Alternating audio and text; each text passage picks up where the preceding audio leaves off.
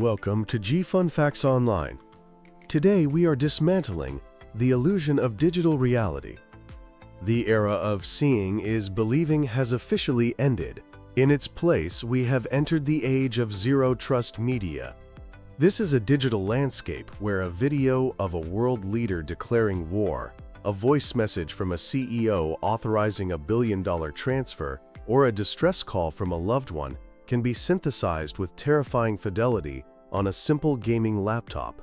This is not science fiction, this is the operational reality of 2025. While the public marvels at the creative potential of generative AI, a high-stakes engineering war is being fought in the shadows. On one side, we have the synthesizers, utilizing diffusion models, generative adversarial networks, and neural audio codecs to fabricate reality.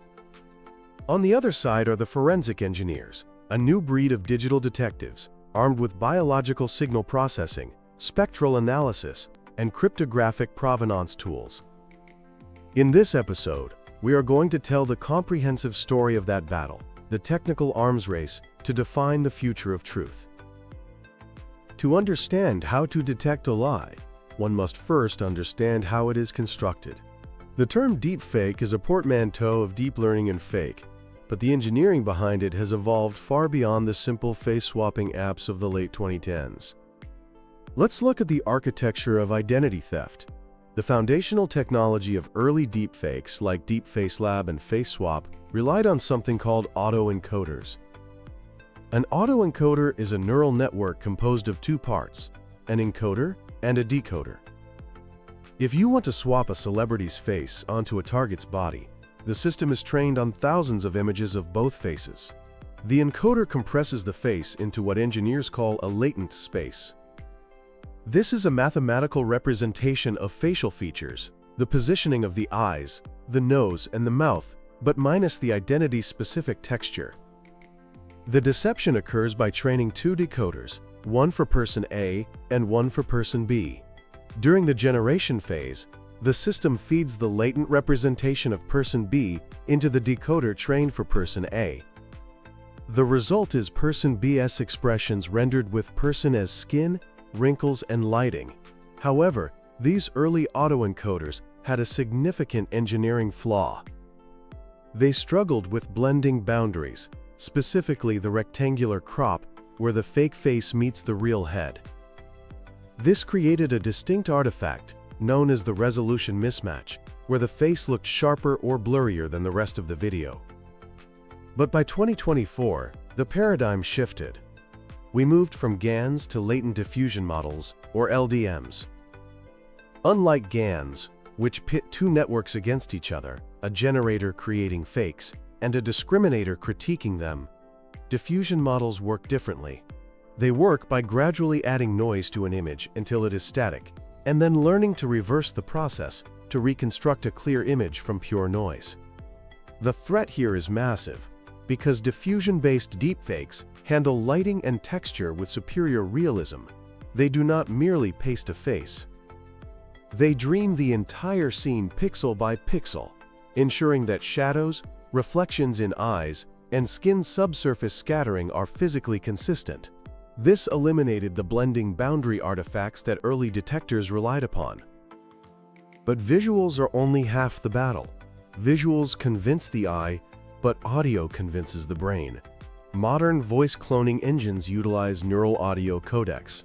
They quantize audio waveforms into discrete tokens. By analyzing just 3 seconds of a person's voice, the model can predict the acoustic tokens for any text input. It replicates not just the timbre or the sound of the voice, but the prosody, which encompasses the rhythm, pauses, and breathing patterns. In CEO fraud attacks, attackers use real-time voice changers that map the attacker's vocal input to the victim's voice print with less than 200 milliseconds of latency. This allows for live, interactive deception over phone lines. Now, let's switch sides and look at the defense. As generation tools became democratized, forensic engineers had to look deeper than the pixels. The modern forensic toolkit consists of 3 distinct layers: biological, physical, and semantic. The most fascinating breakthrough in deepfake detection is the realization that human bodies emit signals that AI often fails to replicate. Let's talk about biological forensics, specifically the heartbeat in the pixels. There is a technique called remote photoplethysmography, or RPPG.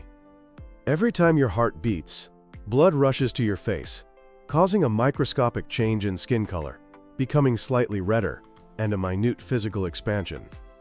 This is invisible to the naked eye, but detectable by sensors.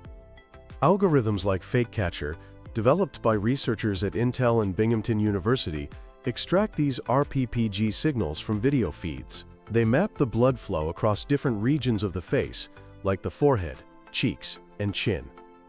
In a real human, blood flow is synchronized. When the heart beats, the color change happens everywhere simultaneously, with slight delays due to vasculature. In deepfakes, especially those created frame by frame or via GANs, this spatial temporal consistency is broken.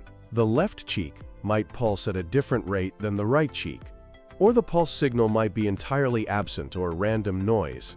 By analyzing the frequency spectrum of these color changes, forensic engineers can distinguish a living human from a synthesized puppet with over 96% accuracy.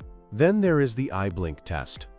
Early deepfakes did not blink because the training datasets rarely contained images of celebrities with their eyes closed. While modern generators have solved this, they still struggle with spontaneous eye blink rate. Humans blink in specific patterns related to cognitive load and conversation. A deepfake often blinks too regularly, like a metronome, or too infrequently. Engineers also analyze the vergence of the eyes. In real humans, eyes focus on a single point in 3D space. Deepfakes often suffer from lazy eye geometry, where the gaze vectors of the two eyes do not intersect at a plausible depth, revealing that the face is a 2D texture projection rather than a 3D object. Beyond biology, we have pixel and frequency forensics. When a deepfake is created, the generative model leaves a fingerprint in the mathematical structure of the image data. We can analyze this in the Fourier domain. Images can be viewed as a collection of waves or frequencies. Real cameras capture images that have a specific frequency fallout, meaning high-frequency details like sharp edges and low-frequency details like smooth areas exist in a natural balance. Deepfakes, particularly those from GANs, often struggle to generate high-frequency textures like pores and hair strands correctly. In the frequency domain, visualized via a Fourier transform, this appears as a distinct blob or artifact in the high-frequency spectrum. Forensic tools apply high-pass filters to strip away the image content and leave only the noise residuals, revealing the checkerboard patterns typical of upsampling algorithms used in neural networks. Another technique is the facial X-ray. This operates on the assumption that most deepfakes are formed by blending a synthesized face into a real background image. Facial X-ray analyzes the noise distribution of the image. Every camera sensor introduces a unique noise pattern known as photoresponse non-uniformity. When a fake face, generated by a computer with zero sensor noise, is pasted onto a real photo with sensor noise, the boundaries are mathematically distinct. Facial X-ray generates a grayscale map showing exactly where the alien pixels meet the native pixels, effectively outlining the fake face. The most robust defense against sophisticated video fakes is multimodal detection. This catches the synchronization error. In the physical world, the shape of the mouth, the viseme, is perfectly tied to the sound produced, the phoneme. The sound B requires lips to close. The sound O requires a circle. Multimodal detectors use two streams, a video stream analyzing lip geometry and an audio stream analyzing the waveform. They compute a sync score. Deepfakes often drift by milliseconds or fail to properly articulate complex plosive sounds like P, B, and T visually. Furthermore, there is breath detection. Humans breathe while speaking, which subtly moves the shoulders and chest.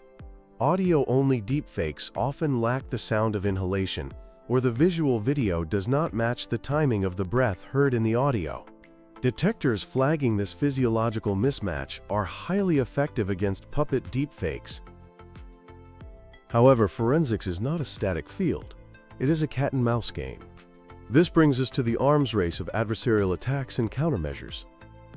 As soon as a detection method is published, deepfake creators develop anti-forensics to bypass it. Just as a deepfake tricks a human, an adversarial example tricks a detector. Attackers add a microscopic layer of noise to the deepfake video. This noise is invisible to the human eye, but is mathematically calculated to confuse the neural network of the detector. For example, if a detector looks for a specific frequency artifact of a GAN, the attacker adds random Gaussian noise or a specific perturbation pattern that masks that frequency. The detector, seeing the noise, classifies the video as real because the clean GAN signature is obscured. This leads to the robustness problem. Forensic tools suffer from a lack of generalization. A detector trained to spot deepfake lab fakes might fail completely against a mid-journey image or a Sora video. This is known as domain overfitting. The solution engineers are moving toward is generalizable features. Instead of looking for specific artifacts of one software, they look for violations of physical laws, such as lighting that comes from two different directions, or biological impossibilities, like a person who does not blink for 2 minutes. If detection is the reactive cure, provenance is the proactive vaccine. The industry is realizing that we may never be able to detect perfect deepfakes. Therefore, the focus is shifting from detecting the fake to verifying the real. This brings us to C2PA, the Coalition for Content Provenance and Authenticity. This is an open technical standard backed by Adobe, Microsoft, Intel, and the BBC that allows publishers to embed tamper-evident metadata into media files. Here is how it works. It starts at capture. A camera, like the Leica M11P or new Sony Alpha models, has a specialized security chip. When a photo is taken, the camera cryptographically hashes the image data and signs it with a private key, recording the GPS, time, and pixel data. Then comes the edit. When the photographer opens the image in Photoshop, the software validates the signature. Any edits, such as cropping or color correction, are recorded as new entries in the manifest, which is then re-signed. Finally, display. When the image is uploaded to a news site or social media, the browser checks the signature chain. If the image was generated by AI or manipulated in a way that breaks the chain, the user sees a warning. If it is authentic, they can click an icon to see the full history, essentially a digital nutrition label. We also have watermarking and fingerprinting. Companies like Google and Meta are implementing invisible watermarks into the generation process of their AI models. These modify the pixel values in a pattern detectable by software but invisible to humans. For audio, inaudible frequencies are embedded into the synthesized audio to act as a tracker.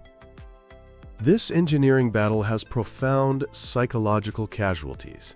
The existence of deepfakes creates a phenomenon known as the liar's dividend. As the public becomes aware that anything can be faked, it becomes easier for bad actors to dismiss real evidence as fake.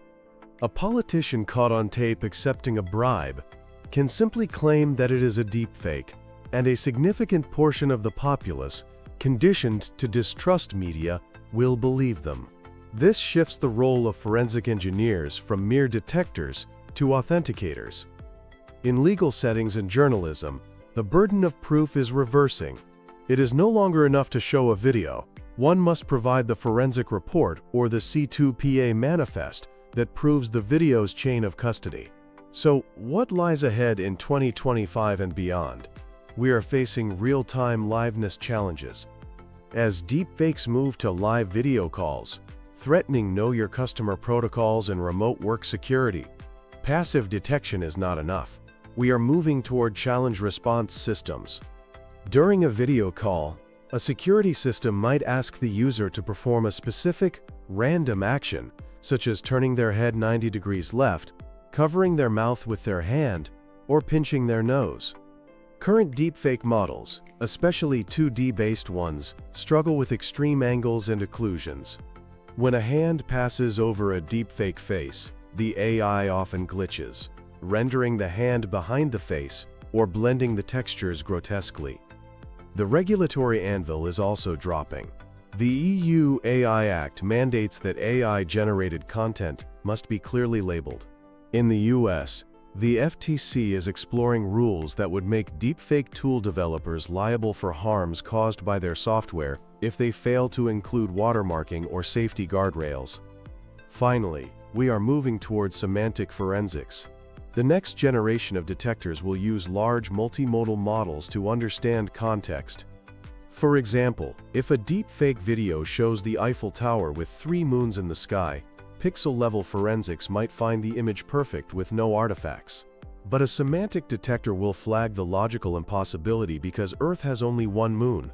These systems will analyze lighting consistency, weather patterns, and object physics to spot high-level errors that pixel peeping misses.